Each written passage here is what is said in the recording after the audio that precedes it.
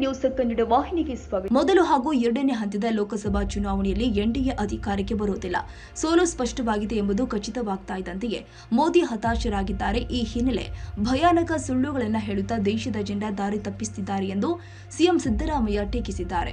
ಗೋಕಾಕ್ ಪಟ್ಟಣದಲ್ಲಿ ಇಂದು ಪ್ರಜಾಧ್ವನಿ ಮತ ಪ್ರಚಾರ ಕಾರ್ಯಕ್ರಮದಲ್ಲಿ ಭಾಗಿಯಾಗಿ ಕಾಂಗ್ರೆಸ್ ಅಭ್ಯರ್ಥಿ ಮೃಣಾಲ್ ಹೆಬ್ಬಾಳ್ಕರ್ ಪರ ಮತಯಾಚಿಸಿದರು. ಬೆಲೆ ಏರಿಕೆ, ನಿರುದ್ಯೋಗದ ಬಗ್ಗೆ ಮೋದಿ ಮಾತನಾಡುತ್ತಿಲ್ಲ. 2014 ಮತ್ತು 2019ರಲ್ಲಿ ಭಾರತೀಯರಲ್ಲಿ ಭ್ರಮೆ ಹುಟ್ಟಿಸಿ ಅಧಿಕಾರಕ್ಕೆ ಬಂದರು. ಒಂದೇ ಒಂದು ಭರವಸೆಗಳನ್ನು ಕೂಡ ಈವರೆಗೆ ಈಡೇರಿಸಿಲ್ಲ. ಪ್ರತಿ ಬಾರಿ ಕೇವಲ ಭಾವನಾತ್ಮಕವಾಗಿ ಜನರನ್ನ ಪ್ರಚೋದಿಸುವಂತೆ ಸುಳ್ಳುಗಳನ್ನು ಹೇಳುತ್ತಲೇ ಇದ್ದಾರೆ ಎಂದು ಹೇಳಿದ್ದಾರೆ. ಕಾಂಗ್ರೆಸ್ ಪಕ್ಷ ದಲಿತರು, ಹಿಂದುಳಿದವರಿಗೆ ನೀಡಿದ ಮೀಸಲಾತಿಯನ್ನ ಕಿತ್ತು ಮುಸಲ್ಮಾನರಿಗೆ ನೀಡಲಿದೆ ಎಂದು ಬಿಜೆಪಿ ನಾಯಕರು ಹಸಿ ಸುಳ್ಳು ಹೇಳ್ತಾ ಇದ್ದಾರೆ. ಕಾಂಗ್ರೆಸ್ ಎಂದಿಗೂ ಸಂವಿಧಾನಕ್ಕೆ ವಿರುದ್ಧವಾಗಿ ಕೆಲಸ ಮಾಡುವುದಿಲ್ಲ.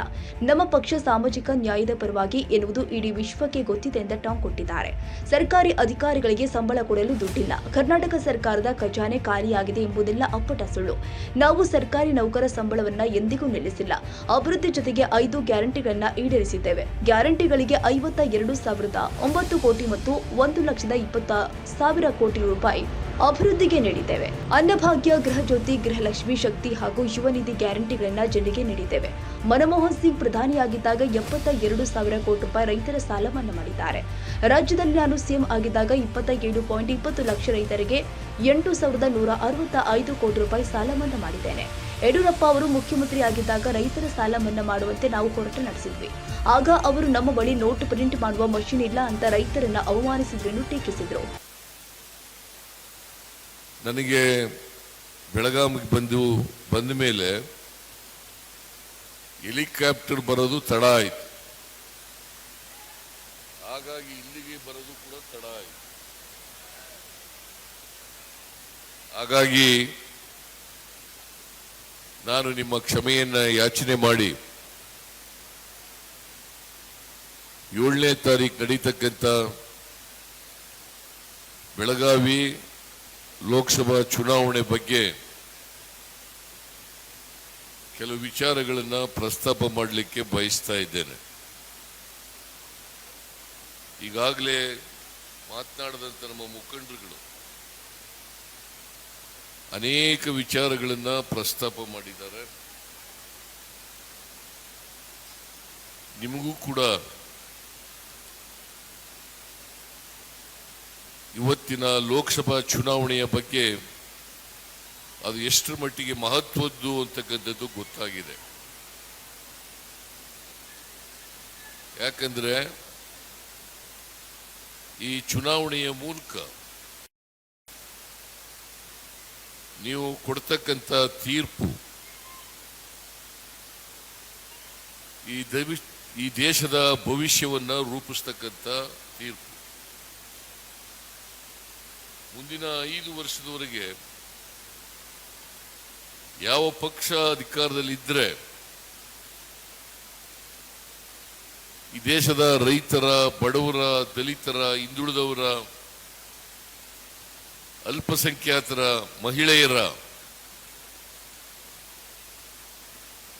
ಅಭಿವೃದ್ಧಿ ಆಗ್ತದೆ ಅಂತಕ್ಕಂಥದನ್ನ ವಿಚಾರ ಮಾಡಿಕೊಂಡು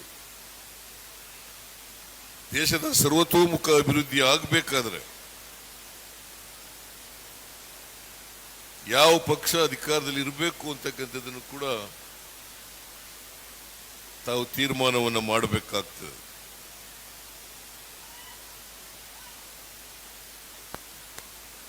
ನಿಮ್ಗೆಲ್ಲ ಗೊತ್ತಿದೆ, ನರೇಂದ್ರ ಮೋದಿಯವರು ಈ ದೇಶದ ಅಧಿಕಾರದ ಚುಕ್ಕಾಣಿಯನ್ನ ಹಿಡಿದು 10 ವರ್ಷಗಳಾಯಿತು. 10 ವರ್ಷಗಳು. ಈ 10 ವರ್ಷಗಳಲ್ಲಿ ನರೇಂದ್ರ ಮೋದಿಯವರು ದೇಶದ ಭವಿಷ್ಯವನ್ನ ಬದಲಾವಣೆ ಮಾಡಲಿಕ್ಕೆ ಏನಾದ್ರು ಪ್ರಯತ್ನವನ್ನ ಮಾಡಿದ್ರ? ಹೋಗ್ಲಿ, ನುಡಿದಂತೆ ನಡೆದಿದ್ದಾರಾ? ಅವರು 2014ರಲ್ಲಿ ಏನೆಲ್ಲ ಈ ದೇಶದ ಜನರಿಗೆ ಭರವಸೆಗಳನ್ನು ಕೊಟ್ಟಿದ್ರು ಆ ಭರವಸೆಗಳನ್ನು ಈಡೇರಿಸತಕ್ಕಂತ ಪ್ರಯತ್ನ ಮಾಡಿದ್ದಾರಾ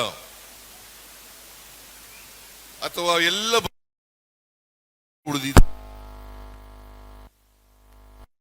ದೇಶದ ಜನರಿಗೆ ಸುಳ್ಳು ಹೇಳ್ತಕ್ಕಂಥ ಕೆಲಸವನ್ನ ನರೇಂದ್ರ ಮೋದಿ ಅವರು ಮಾಡಿದ್ದಾರಾ ಅಂತಕ್ಕಂಥದ್ದನ್ನ ತಾವೆಲ್ಲರೂ ಕೂಡ ಪರಿಶೀಲನೆಯನ್ನು ಮಾಡಬೇಕು ಅಂತೇಳಿ ನಿಮ್ಮಲ್ಲಿ ಅತ್ಯಂತ ಕಳಕಳಿಯಿಂದ ಮನವಿಯನ್ನು ಮಾಡಲಿಕ್ಕೆ ಬಯಸ್ತಾ ಇದ್ದೇನೆ.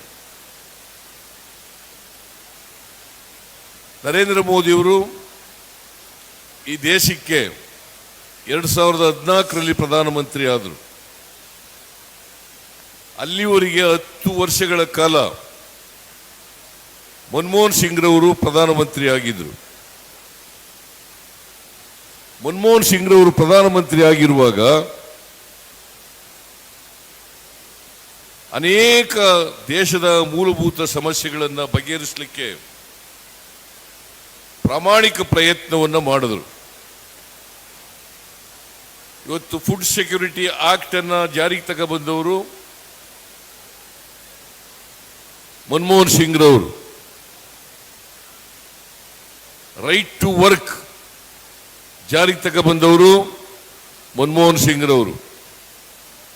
ರೈಟ್ ಟು ಇನ್ಫಾರ್ಮೇಶನ್ ಜಾರಿಗೆ ತಗೊಬಂದವರು ಮನಮೋಹನ್ ಸಿಂಗ್ ರವರು. ರೈಟ್ ಟು ಎಜುಕೇಶನ್ ಜಾರಿಗೆ ತಗೊಬಂದವರು ಮನಮೋಹನ್ ಸಿಂಗ್ ರವರು. ಇವೆಲ್ಲವೂ ಕೂಡ ಸಾಮಾನ್ಯ ಜನರ ಮತದಾರರ ಸಮಸ್ಯೆಗಳನ್ನು ಬಗೆಹರಿಸಲಿಕ್ಕೆ ಮಾಡಿದಂತ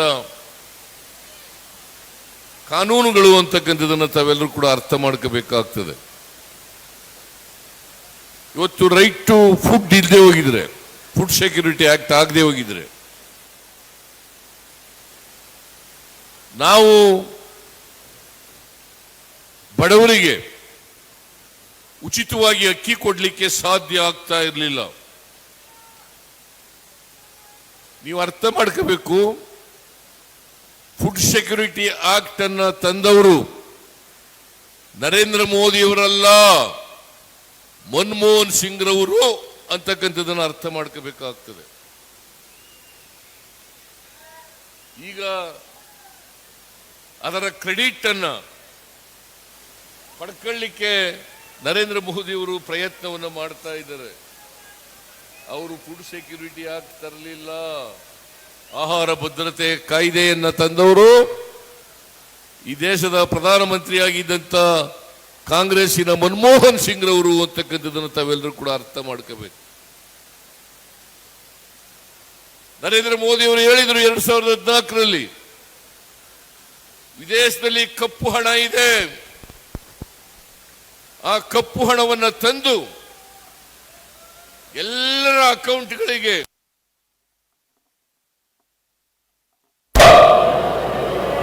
ಅವರ ಅಕೌಂಟ್ಗೆ ಜಮಾ ಮಾಡ್ತೀನಿ ಅಂತ ಹೇಳಿದ್ರು. ನಾನು ಇವತ್ತು ನಿಮಗೆ ಕೇಳ್ತೇನೆ, 10 ವರ್ಷ ಆಯ್ತು ನರೇಂದ್ರ ಮೋದಿ ಅವರೇ, ನಿಮ್ಮ ಅಕೌಂಟಿಗೆ 15 ರೂಪಾಯಿ ಬಂದಿದೆಯಾ?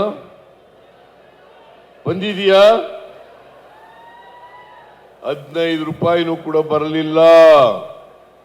10 ವರ್ಷಗಳ ಕಾಲ ಸುಳ್ಳು ಹೇಳಿದ್ರು.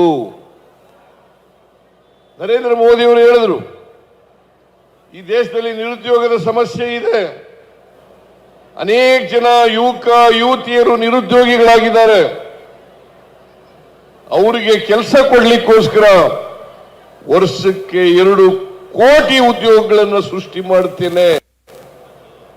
2 ಕೋಟಿ ಉದ್ಯೋಗಗಳನ್ನು 10 ವರ್ಷ ಆದ್ರೂ ಕೂಡ 20 ಲಕ್ಷ ಉದ್ಯೋಗಗಳನ್ನು ಕೂಡ ಸೃಷ್ಟಿ ಮಾಡಲಿಲ್ಲ.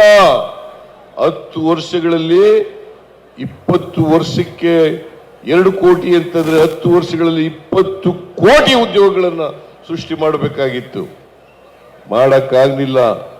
ಆ ಯುವತಿಯರು ನಿರುದ್ಯೋಗಿಗಳು ಕೆಲಸ ಕೊಡಿ ಅಂತಂದ್ರೆ ಪಕೋಡ ಮಾರಕ್ ಹೋಗಿ, ಬೋಂಡಾ ಮಾರಕ್ ಹೋಗಿ ಅಂತೇಳಿ ಅತ್ಯಂತ ಬೇಜವಾಬ್ದಾರಿ ಹೇಳಿಕೆಯನ್ನ ನರೇಂದ್ರ ಮೋದಿಯವರು ಕೊಟ್ಟರು ಅಂತಕ್ಕಂಥದ್ದನ್ನು ಇವತ್ತು ತಾವೆಲ್ಲ ಗಮನಿಸಿದ್ದೀರಿ.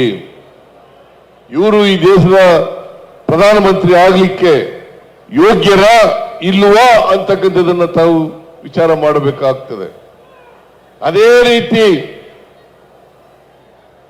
ನರೇಂದ್ರ ಮೋದಿ 2014 ಹೇಳಿದ್ರು, ಭಾರತ ದೇಶ ಹಳ್ಳಿಗಳ ದೇಶ, ಕೃಷಿ ಪ್ರಧಾನವಾದಂಥ ದೇಶ.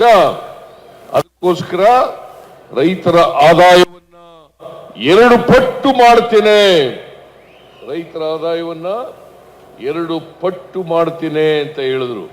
ಅದು ಯಾವಾಗ? 2022ನೇ ಇಸ್ವಿ ಒಳಗಡೆ ರೈತರ ಆದಾಯ 2 ಪಟ್ಟು ಮಾಡ್ತೇನೆ. ನಾನು ಕೇಳ್ತೇನೆ ನಿಮಗೆ, ರೈತರ ಆದಾಯ ಏನಾದ್ರು ಹೆಚ್ಚಾಯ್ತಾ?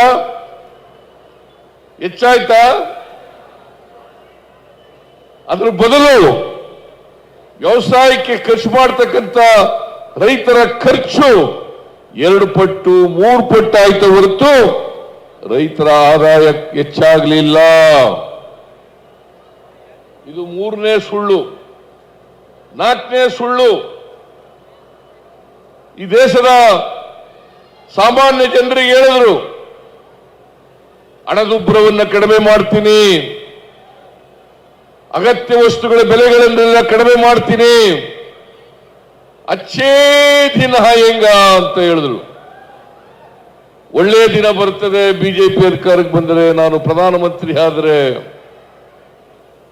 ಪೆಟ್ರೋಲ್, ಡೀಸೆಲ್, ಗ್ಯಾಸ್, ಅಡಿಗೆ ಎಣ್ಣೆ, ಗೊಬ್ಬರ, ರಾಗಿ, ಜೋಳ, ಅಕ್ಕಿ ಎಲ್ಲ ಬೆಲೆಗಳನ್ನು ಕೂಡ ಕಡಿಮೆ ಮಾಡಿಬಿಡ್ತೀನಿ ಅಂತ ಹೇಳಿದ್ರು. ಕಡಿಮೆ ಆಯ್ತಾ? ಕಡಿಮೆ ಆಯ್ತೇನ್ರಿ?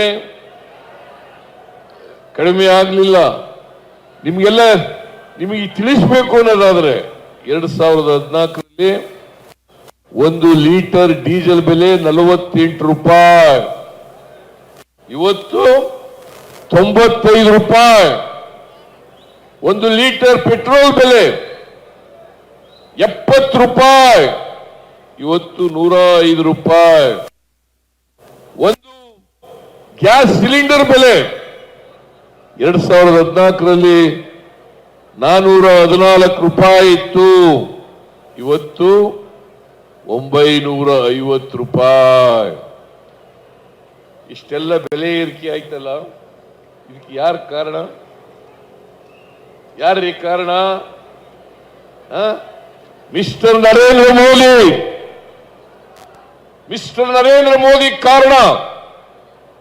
ಇದರ ಬಗ್ಗೆ ಮಾತಾಡಲ್ಲ, ನಿರುದ್ಯೋಗದ ಬಗ್ಗೆ ಮಾತಾಡಲ್ಲ, ಬೆಲೆ ಏರಿಕೆ ಬಗ್ಗೆ ಮಾತಾಡಲ್ಲ, ಹಣದುಬ್ಬರದ ಬಗ್ಗೆ ಮಾತಾಡಲ್ಲ, ಪೆಟ್ರೋಲ್, ಡೀಸೆಲ್, ಗ್ಯಾಸ್ ಬೆಲೆ ಜಾಸ್ತಿ ಆಯ್ತು ಅನ್ನೋದ್ರ ಬಗ್ಗೆ ಮಾತಾಡಲ್ಲ. ಅವರು ಮಾತಾಡೋದು ಏನಿದ್ರು ಕೂಡ ಭಾವನಾತ್ಮಕವಾದಂಥ ವಿಚಾರಗಳನ್ನ ಮಾತಾಡ್ತಾರೆ. 2014ರಲ್ಲಿ ಈ ದೇಶದ ಜನರ ಮುಂದೆ ಸುಳ್ಳುಗಳನ್ನ ಹೇಳಿ ಭ್ರಮೆಯನ್ನ ಹುಟ್ಟಿಸಿ ಅಧಿಕಾರಕ್ಕೆ ಬಂದರು. ಯಾವುದು ಕೊಟ್ಟ ಮಾತುಗಳನ್ನ ಈಡೇರಿಸಲಿಕ್ಕೆ ಸಾಧ್ಯ ಆಗಲಿಲ್ಲ. ಅದೇ ರೀತಿ 2019ರಲ್ಲಿ 370 ಆರ್ಟಿಕಲ್ 370 ರದ್ದು ಮಾಡಿದ್ದೀವಿ. ಪುಲ್ವಾಮಾ ವಿಚಾರವನ್ನ ಪ್ರಸ್ತಾಪ ಮಾಡಿದ್ರು. ಜನ ಇವರನ್ನ ಮಾತುಗಳನ್ನ ನಂಬಿಕೊಂಡು ಓಟ್ ಕೊಟ್ಟರು. ಈ ಸಾರಿ ಬರೀ ಸುಳ್ಳುಗಳನ್ನು ಹೇಳ್ತಾ ಇದ್ದಾರೆ. ಜನ ಇವ್ರ ಮಾತುಗಳನ್ನು ನಂಬಲ್ಲ. ಅದಕ್ಕಾಗಿ ಈಗಾಗಲೇ ನರೇಂದ್ರ ಮೋದಿ ಅವರು ಹತಾಶರಾಗಿದ್ದಾರೆ. ನಾವು ಮತ್ತೆ ಅಧಿಕಾರಕ್ಕೆ ಬರಲ್ಲ ಅಂತಕ್ಕಂಥದ್ದು ಗೊತ್ತಾಗಿದೆ ಬಿಜೆಪಿ ಅವರಿಗೆ, ನರೇಂದ್ರ ಮೋದಿ ಅವರಿಗೆ.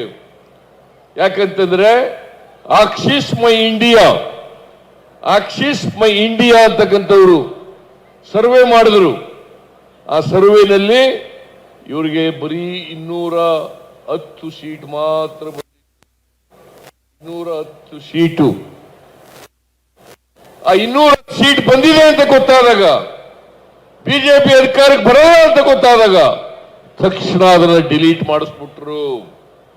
ನಾನು ಹೇಳ್ತೀನಿ, ನರೇಂದ್ರ ಮೋದಿಯವರ ಪಕ್ಷ ಬಿಜೆಪಿ ಈ ಸಾರಿ ಅಧಿಕಾರಕ್ಕೆ ಬರಕ್ಕೆ ಸಾಧ್ಯನೇ ಇಲ್ಲ.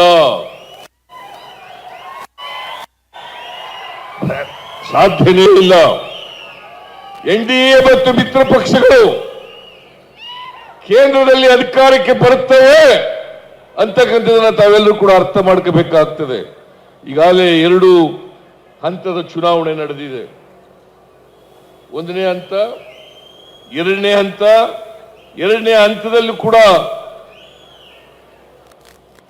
ಕಾಂಗ್ರೆಸ್ ನೇತೃತ್ವದ NDA ಅಧಿಕಾರಕ್ಕೆ ಬರುತ್ತದೆ. ಬೇರೆ ಬಿಜೆಪಿ ವಿರೋಧವಾದಂತ ಪಕ್ಷಗಳ ಅಧಿಕಾರಕ್ಕೆ ಹೆಚ್ಚು ಸ್ಥಾನಗಳನ್ನು ಗೆಲ್ತಾರೆ ಅಂತಕ್ಕಂಥ ಗೊತ್ತಾದ ಮೇಲೆ ನರೇಂದ್ರ ಮೋದಿಯವರು ಹತಾಶರಾಗಿದ್ದಾರೆ. ಹತಾಶರಾಗಿ ಬಾಯಿ ಬಂದಾಗೆಲ್ಲ ಸುಳ್ಳು ಹೇಳಲಿಕ್ಕೆ ಪ್ರಾರಂಭ ಮಾಡಿದ್ದಾರೆ. ನರೇಂದ್ರ ಮೋದಿಜಿ, ನೀವು ಸುಳ್ಳು ಹೇಳಿದ್ರೆ ಎಷ್ಟು ವರ್ಷ ಜನರನ್ನ ದಾರಿ ತಪ್ಪಿಸಲಿಕ್ಕೆ ಸಾಧ್ಯ ಆಗ್ತದೆ? ನಿಮ್ಮ ಸುಳ್ಳನ್ನ ಯಾರು ಕೂಡ ಈ ಸಾರಿ ನಂಬಲ್ಲ. ಅವರು ಹೇಳ್ತಾರೆ ಒಂದು ಮಹಾ ಸುಳ್ಳು ಏನಪ್ಪಾ ಅಂತಂದ್ರೆ, ಹಿಂದುಳಿದವರು ದಲಿತರ ಮೀಸಲಾತಿಯನ್ನ ಕಿತ್ತು ಮುಸಲ್ಮಾನರಿಗೆ ಕೊಟ್ಬಿಡ್ತಾರೆ ಅಂತಕ್ಕಂಥ ಮಾತುಗಳನ್ನು ಹೇಳ್ತಾರೆ. ಇದು ಅತ್ಯಂತ ಹಸಿ ಸುಳ್ಳು. ಕಾಂಗ್ರೆಸ್ ಪಕ್ಷ ಯಾವತ್ತೂ ಕೂಡ ಮೀಸಲಾತಿ ಪರವಾಗಿದೆಯೇ ಹೊರತು, ಸಾಮಾಜಿಕ ನ್ಯಾಯದ ಪರವಾಗಿದೆಯೇ ಹೊರತು, ಸಂವಿಧಾನಕ್ಕೆ ಬದ್ಧವಾಗಿ ಕೆಲಸ ಮಾಡ್ತದೆ ಹೊರತು ಸಂವಿಧಾನಕ್ಕೆ ವಿರುದ್ಧವಾಗಿ ಯಾವತ್ತೂ ಕೂಡ ಕೆಲಸ ಮಾಡಲ್ಲ. ನರೇಂದ್ರ ಮೋದಿ ಅವರು ಅರ್ಥ ಮಾಡ್ಕೋಬೇಕು. ಆರ್ಟಿಕಲ್ 15 and 16 ಏನು ಹೇಳ್ತದೆ ಅಂತ ತಿಳ್ಕೋಬೇಕು. ಆರ್ಟಿಕಲ್ 15 ಮತ್ತು 16 ಏನು ಹೇಳ್ತದೆ ಅಂತಂದ್ರೆ, ಈ ದೇಶದಲ್ಲಿ 140 ಕೋಟಿ ಜನಸಂಖ್ಯೆ ಇರ್ತಕ್ಕಂಥ ಈ ದೇಶದಲ್ಲಿ ಯಾರಾದರೂ ಸಾಮಾಜಿಕವಾಗಿ, ಶೈಕ್ಷಣಿಕವಾಗಿ ಹಿಂದುಳಿದವರಿದ್ದಾರೆ, ಅವರೆಲ್ಲರೂ ಕೂಡ ಮೀಸಲಾತಿಗೆ ಅರ್ಹರು. ಅದರಲ್ಲಿ ಹಿಂದೂಗಳು ಇರಬಹುದು, ಮುಸಲ್ಮಾನರು ಇರಬಹುದು, ಕ್ರಿಶ್ಚಿಯನ್ರು ಇರಬಹುದು, ಬೌದ್ಧರು ಇರಬಹುದು, ಸಿಖ್ರು ಇರಬಹುದು, ಮತ್ತೆ ಜೈನರು ಕೂಡ ಇರಬಹುದು. ಯಾರೇ ಸಾಮಾಜಿಕವಾಗಿ, ಶೈಕ್ಷಣಿಕವಾಗಿ ಹಿಂದುಳಿದಿದ್ದಾರೆ ಅವರೆಲ್ಲರೂ ಕೂಡ ಮೀಸಲಾತಿಗೆ ಅರ್ಹರು. ನೋಡಿ, ಸಂವಿಧಾನಕ್ಕೆ ವಿರುದ್ಧವಾಗಿಯೇ ನರೇಂದ್ರ ಮೋದಿ ಅವರು ಚುನಾವಣೆಗೋಸ್ಕರ, ವೋಟ್ಗೋಸ್ಕರ ಅತ್ಯಂತ ನೀಚ ಕೆಲಸವನ್ನ ಈ ಚುನಾವಣೆಯಲ್ಲಿ ಮಾಡ್ತಾ ಇದ್ದಾರೆ. ಇದೇ ರೀತಿ ಅನೇಕ ಸುಳ್ಳುಗಳನ್ನು ಹೇಳ್ತಾ ಇದ್ದಾರೆ. ಕರ್ನಾಟಕದ ಬಗ್ಗೆ ಅಧಿಕಾರಿಗಳಿಗೆ ಸಂಬಳ ಕೊಡಕ್ಕೆ ದುಡ್ಡಿಲ್ಲ. ಅಧಿಕಾರಿಗಳಿಗೆ ಸಂಬಳ ಕೊಡಕ್ಕೆ ದುಡ್ಡಿಲ್ಲ. ಅಷ್ಟರ ಮಟ್ಟಿಗೆ ಖಜಾನೆ ಖಾಲಿಯಾಗ್ಬಿಟ್ಟಿದೆ. ಇದು ಹಸಿ ಸುಳ್ಳು, ಶುದ್ಧ ಸುಳ್ಳು. ಯಾರಾದರೂ ಸರ್ಕಾರಿ ನೌಕರರು ಸಂಬಳ ಕೊಟ್ಟಿಲ್ಲ ಅಂತ ಹೇಳಿದಾರ? ನಾವು ಯಾರಿಗೂ ಕೂಡ ನಾವು ಅಧಿಕಾರಕ್ಕೆ ಬಂದ ಮೇಲೆ ಒಬ್ಬ ಸರ್ಕಾರಿ ನೌಕರನಿಗೂ ಕೂಡ ಸಂಬಳ ಕೊಡೋದನ್ನು ನಿಲ್ಲಿಸಿಲ್ಲ. ಅಭಿವೃದ್ಧಿ ಕೆಲಸಗಳನ್ನು ಕೂಡ ನಿಲ್ಲಿಸಿಲ್ಲ. ಜೊತೆಗೆ ಎಲ್ಲ ಗ್ಯಾರಂಟಿಗಳನ್ನು ಕೂಡ ಜಾರಿ ಮಾಡಿದೀವೋ ಇಲ್ಲ? ಏನ್ರಿ ನೀವು ಸುಮ್ಮನೆ ಕೂತಿದ್ದೀರಲ್ರಿ? ಮಾಡಿದೀವೋ ಇಲ್ಲ?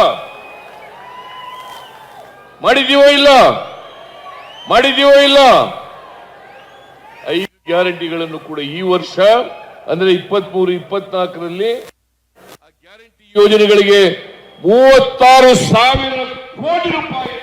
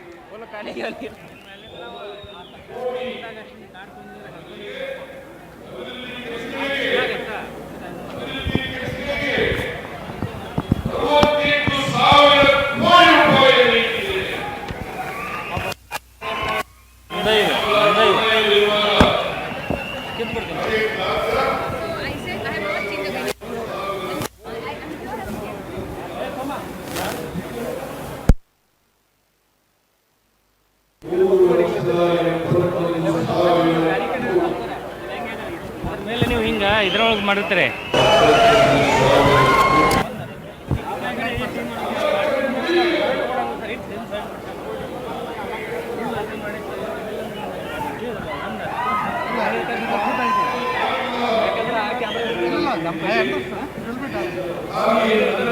ಪ್ರೇಮ್ ಬರ್ಬೇಕು ಅನ್ನೋದು ನಮಗೆ ಆಸೆ ಇರೋದು.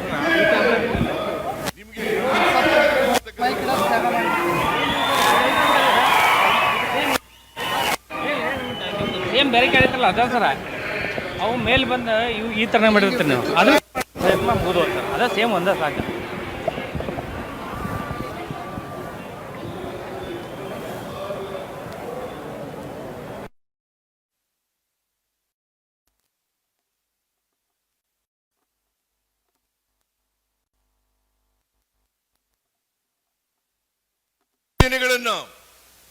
ನಾನು ಡಿ.ಕೆ. ಶಿವಕುಮಾರ್ ಇಬ್ರು ಕೂಡ ಸೈನ್ ಮಾಡಿ ಗ್ಯಾರಂಟಿ ಚೆಕ್ಗಳನ್ನು ಮನೆ ಮನೆಗೆ ಹಂಚಿದೋ. ಇವತ್ತು ನಾವು ಅಧಿಕಾರಕ್ಕೆ ಬಂದ 8 ತಿಂಗಳಲ್ಲಿ 5 ಗ್ಯಾರಂಟಿಗಳನ್ನು ಜಾರಿ ಮಾಡಿದ್ದೀವೋ ಇಲ್ಲ? 5 ಗ್ಯಾರಂಟಿಗಳನ್ನ ಇವತ್ತು ಇಲ್ಲಿ ಹೆಣ್ಮಕ್ಳು ಹೇಳ್ಬೇಕು, ನೀವೆಲ್ಲ ಫ್ರೀಯಾಗಿ ಬಸ್ನಲ್ಲಿ ಓಡಾಡ್ತಾ ಇದ್ದೀರಲ್ಲ, ಓಡಾಡ್ತಾ ಇದ್ದೀರೋ ಇಲ್ಲ? ಓಡಾಡ್ತಾ ಇದ್ದೀರಿ. ನಿಮಗೆ 5 kg ಅಕ್ಕಿಗೆ ಬದಲು 170 ರೂಪಾಯಿ ಒಬ್ಬರಿಗೆ ಬರ್ತಾ ಇದೆಯಾ ಇಲ್ಲ? ಬರ್ತಾ ಇದೆ. ಗೃಹ ಜ್ಯೋತಿ ಯೋಜನೆಯಲ್ಲಿ 200 ಯೂನಿಟ್ ವರೆಗೆ ಕರೆಂಟ್ ಬಿಲ್ ಅನ್ನು ಕೊಡ್ತಾ ಇಲ್ಲ ಅಲ್ಲ? ಕೊಡ್ತಾ ಇದ್ದೀರಾ? ಕೊಡ್ತಾ ಇಲ್ಲ. ನಾವು ಅದನ್ನೇ KEBಗೆ ನಾವೇ ಕಟ್ಕೊಡ್ತಾ ಇದ್ದೀವಿ. ಗೃಹಲಕ್ಷ್ಮಿ ಯೋಜನೆ, ಬಡವರ ಕೈನಲ್ಲಿ ದುಡ್ಡಿರಬೇಕು, ಕೊಂಡ್ಕೊಳ್ತಕ್ಕಂಥ ಶಕ್ತಿಯನ್ನು ಹೆಚ್ಚು ಮಾಡಬೇಕು ಅಂತೇಳಿ ತಿಂಗಳಿಗೆ 2,000 ರೂಪಾಯಿ ಕೊಡ್ತಾ ಇದೀವೋ ಇಲ್ಲ ಮನೆ ಯಜಮಾನಿಗೆ? ತಿಂಗಳಿಗೆ 2,000 ರೂಪಾಯಿ ಕೊಡ್ತಾ ಇದೀವೋ ಇಲ್ಲ? ಕೊಡ್ತಾ ಇದ್ದೀವಿ.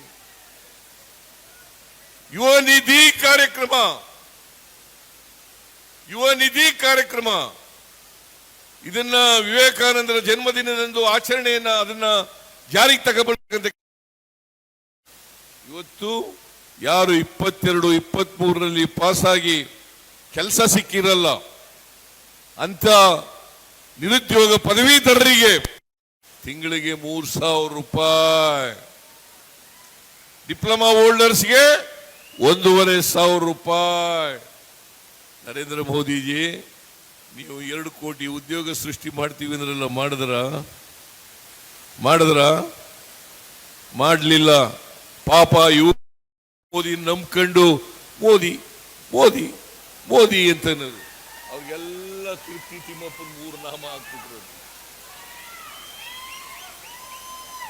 ಕೆಲಸ ಕೇಳಿದ್ರೆ ಪಕೋಡ ಮಾರಕ್ ಹೋಗಿ ಅಂತಂದ್ರು. ಇದು ನರೇಂದ್ರ ಮೋದಿ ಮಾಡದಂತ ಯುವಕರಿಗೆ ದ್ರೋಹ ಅಂತಕ್ಕಂಥ ಮಾತುಗಳನ್ನು ಹೇಳಲಿಕ್ಕೆ ಬಯಸ್ತಾ ಇದ್ದೇನೆ. ಇದು ದ್ರೋಹ. ಇವತ್ತು